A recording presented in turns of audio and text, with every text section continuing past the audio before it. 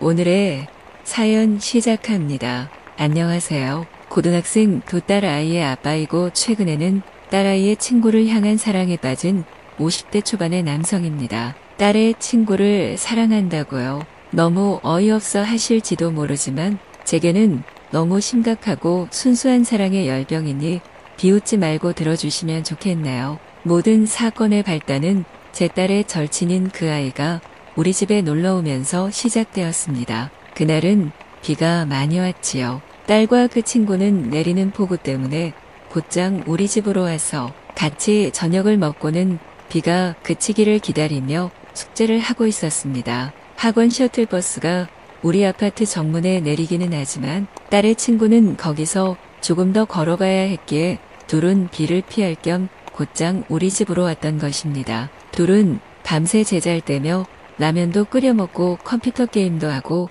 영화도 보고 깔깔대며 웃는 것 같더니 어느새 잠이 들었던지 조용하더군요. 저는 회사 일이 바빠서 저대로 서류 검토할 것도 있고 해서 그날 밤을 커피와 담배와 더불어서 서재에서 꼬박 세웠습니다. 문서 작업할 것이 너무 많아서 머리가 아파 잠깐 베란다에 나가서 담배나 한 대 피우고 바람이나 쐬겠다며 나왔는데 딸의 친구가 마침 베란다에 나와 있더군요. 저는 그 아이의 시간을 방해했나 싶어서 잠깐 움찔하는데 그 아이가 저를 돌아보았습니다. 저는 어른으로서 뭔가 의연하게 대처하려고 목소리를 가다듬어서 이런저런 일상적인 말을 하면서 공부하기 힘들지 않느냐, 바람이 차니까 어서 들어가서 자거라는 등의 이야기를 했습니다. 딸의 친구는 자다 깬 얼굴이었고 아마도 낯선 곳에서 겨우 눈 붙이다 깬 거겠지 싶었습니다.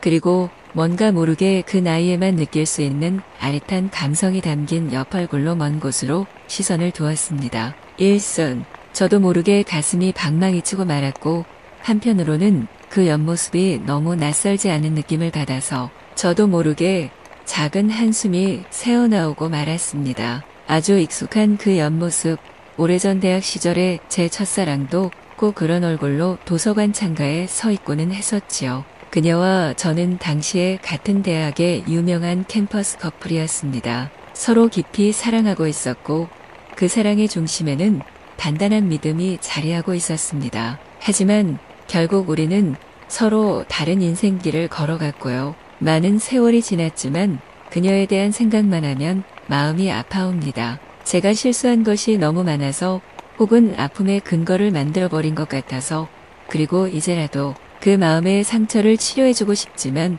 아무런 방법도 없다는 걸 떠올리자 몹시 마음이 아파왔습니다. 만약에 그녀와 그때 이별을 하지 않았다면 우린 분명히 부부가 되었을 거라고 생각합니다. 어쩌면 그녀의 뜻대로 저는 행정고시나 사법고시 중에 하나를 쳐서 법관이나 급수가 높은 공무원이 되어서 그 시절의 엘리트들이 거쳐갔을 코스대로 살아가고 있을지도 모르지요. 그녀와 저는 고교 시절부터 사귀었기에 누구 하나 뒤떨어지는 학교에 가지 않도록 서로 공부에도 힘을 실어주었습니다. 저의 어머니가 병으로 아프셔서 제가 어쩔 수 없이 그 몇 주를 병상을 지켜야 했을 때에 그녀가 저와 교대로 어머니의 수발을 들었고 학원에 그 기간 동안 가지 못해서 필기를 못한 것을 그녀가 복사를 해와서는 제게 공부를 가르쳐준 적도 있었습니다. 지금 생각해보니 꼼꼼하고 세심하며 자신의 주위 사람을 잘 챙기는 것은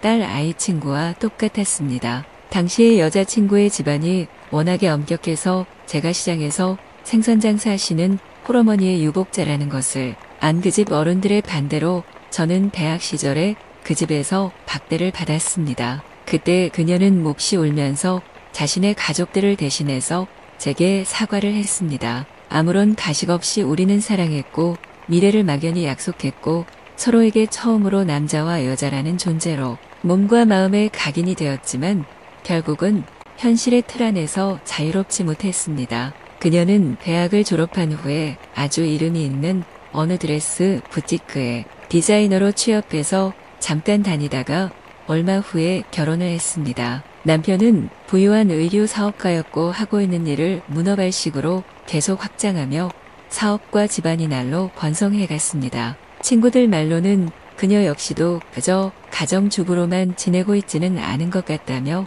남편 사업에 일정 부분 합류하면서 일을 하고 있는 것 같다고도 했습니다. 아이는 몇이나 되는지, 남편과의 사이는 좋은지 등등 모든 것이 궁금했지만 저는 이미 지나버린 우리 사이에 아직도 미련을 갖고 있는 것을 들킬세라 그날 동창회에서 슬그머니 빠져나왔습니다. 그녀와의 모든 아픔은 제 마음 안에 내재돼 있었던 것이지요. 이루지 못했던 사랑과 그 사랑으로 인해서 마음 아팠던 기억과 그녀가 떠난 이후로 너무도 흔들렸던 20대 말미가 이 나이까지도 제 몸과 마음 속에 그대로 남아 있었던 것이었고요. 딸아이의 친구는 이후로도 우리 집에 자주 놀러왔습니다. 말갛게 저를 쳐다볼 때는 일순간 옛 시절 첫사랑을 보는 것 같아서 아픔이 아파왔고 지난 시절의 아픈 추억 때문에 마음이 저려왔습니다. 모든 것을 잃은 자가 그 고통의 순간을 다시 대하며 그 똑같은 시간을 다시 헤맨다는 것은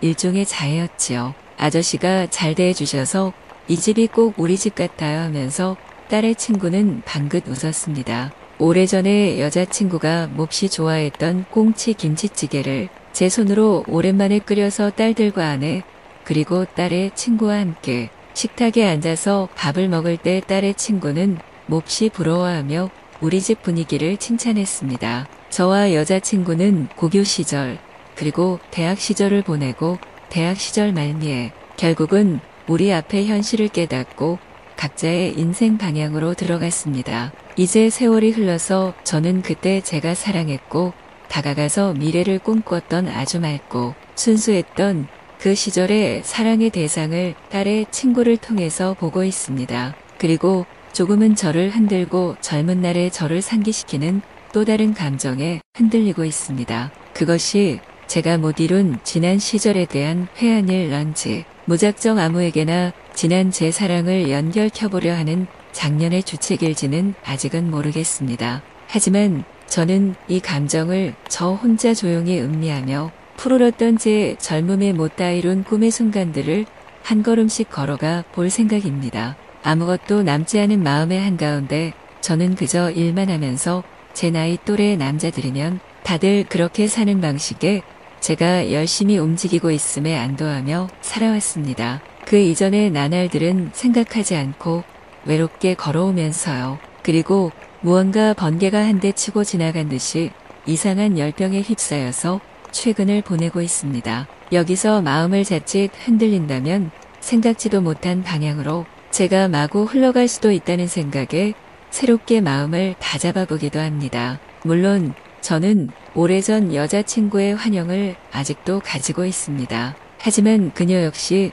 저와 다름없이 세상을 살아가고 있다는 것에서 위안을 얻으며 나아갈 것입니다. 제가 상처 준 것은 그대로 아프게 간직하는 것만이 최선일 것입니다. 지난 시절의 고통을 이제 와서 어떻게 변화시켜 보겠다는 생각은 얼마쯤은 미련하다는 느낌도 듭니다. 그리고 딸아이의 친구는 저 너머 유리벽으로 가진 제 청춘의 흐릿한 기억이 다가와 있는 것이라 여기며 그저 지켜만 볼 것입니다.